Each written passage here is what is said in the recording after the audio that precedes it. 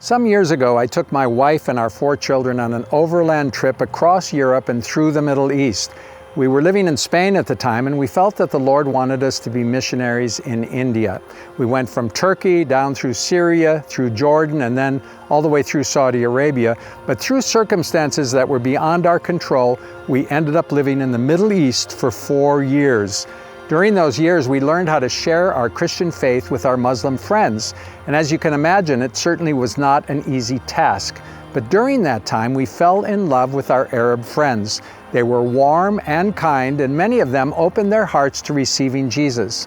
In today's video, we sat down with a man by the name of Cosmos, who has been called by God to bring the gospel to the Islamic world, along with missionaries from Favor International, led by Carol Ward. We sat down with Cosmos in Gulu, a city in northern Uganda, and asked him to explain how they were reaching the Muslims with the gospel. Now, if you have any questions that you'd like to ask Cosmos about anything he says in this interview, please leave your questions below. As I look into a world religions, the fastest growing one, it is Islamic. They don't believe in Jesus Christ. They don't believe in Him as the way, the truth, and the life. They don't believe in Him like the Son of God or God Himself. I need to get into the missionary training school and train myself to be a specialized person in preaching the gospel to the Muslim. My wife told me, no, you cannot go there because Muslims are killers. I said, that is what you told me before I go to the street children into their hideout. You told me street children are killers, they will kill me. They did not kill me, but God made me to succeed by bringing them to Christ. So the same way I will succeed in Islamic nation. I will bring many of them also to Christ. The school is called School of Mission and Prayer, and For All Nations as the organization. They train missionaries who only goes to reach Muslims, only in Muslim nation. So I went there and I got trained there for 2.5 years. Can you give us a short explanation or a short vision of how do you approach a Muslim? How do you share the gospel of Jesus Christ with a Muslim? I know we could be here for days, but if you can give us an idea. It is simple, but it is also not simple. First of all, it needs boldness. It needs us to first carry 2 Timothy 1:7. The Lord has not given us the spirit of fear, but He has given us the spirit of boldness and of sound mind. Right now, we have nations that are 100% Islams.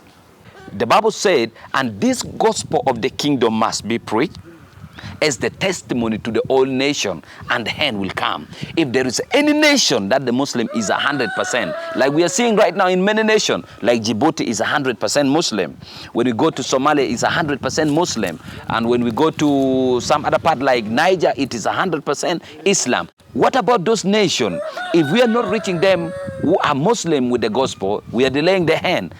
I always speak and I said, I'm being crucified already with Christ on the cross. The life that I live, it's not me. It is not me who is living, but it is Christ who is living inside me. And I wanted anyone who plans to reach the Muslim, you should have that mindset. You should remove the mindset of thinking that Muslims are arrogant, Muslims are killers, Muslims are murderers, though it is true Muslims are murderers. Because when we look into other nations like Somalia, we see Al-Shabaab is there in Somalia. They murder people. That is Muslim sectors. When you go to Nigeria, we have Boko Haram. In Uganda, here we have the ADF, Allied Democratic Force. It is here in Uganda, they are murdering people under Islamic. But what we should do, any missionary who plan to go and reach out to the Islam, you should remove fear. Take fear out of you. When I'm in Islamic nation, I don't dress like I'm dressing here. Here, I'm in a Christian nation. When I'm in Islamic nation, I dress in kanzu, I dress in capes, and I carry Quran. When you wanted to witness or you wanted to evangelize to a Muslim or in Muslim nation, you need to know the Quran. It is the best weapon that can make any Muslim to come to Christ immediately, because Quran has a lot of good word that are spoken on Jesus Christ. The name of Jesus Christ has been repeated in Quran more than the name of Muhammad. The name of biblical prophet, it is only the name that is written in the Quran. And the Quran also talk about believing in Jesus Christ. The Quran said, "Oh Lord, write a name in the book among the witness of truth, because we have believed in Jesus." We have believed in Jesus Christ. So write our name among the witness of truths. Then who is the truth? The truth is Jesus Christ. Jesus said, I am the way, the truth, and the life. No one goes to the Father except through me. If the Quran said that, if you believe in Jesus Christ, you're going to be written among the witness of truth. Then the Quran made it clearly that Jesus is the source of truth. And the Quran also said that the judgment will be according to what Jesus Christ will say. So if the Bible said Jesus is the way, it is true.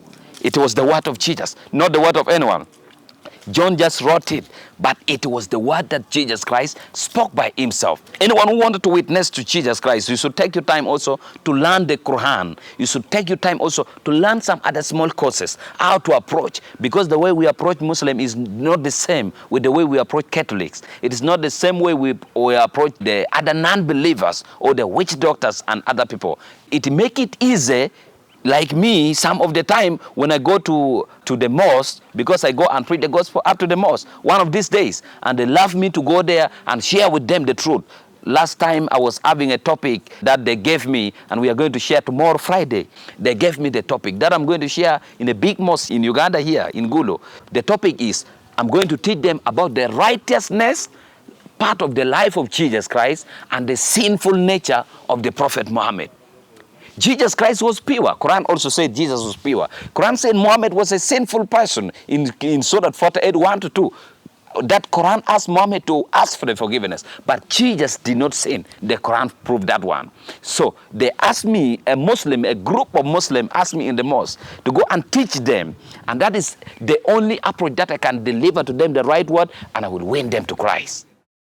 Recently, when we went to Darfur, we won 46 of them, and we baptized them. 46 Muslims that they are grown, they are born in the Islamic family, and they grow in the doctrine of Islam. We won them from Darfur, and we baptized all of them. Right now, we brought them to Favour Africa in Juba, South Sudan, and every time I'm going there to train them to become missionaries, that we shall go back with them into Islamic nation where they come from, and we shall win many, many, many to Christ. It is the simple things to preach the gospel to a Muslim and to win them to Christ. They are the very good listener, and they are the very good people that they love to understand. They love to find the truth. The only thing that people fear is when you don't have the skill to preach the gospel to them, you may speak things that it is provoking to them. Like one of the things that it is so provoking to them is anything that it will be spoken wrongly on the prophet, which is Muhammad. The reason why we learn tactical and practical approach, that we approach them, we deliver to them the message that Muhammad was the wicked man in a tactical way, whereby they will not know that we are abusing.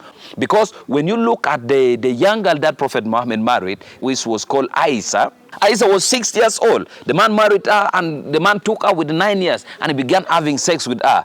That one, it is so immoral.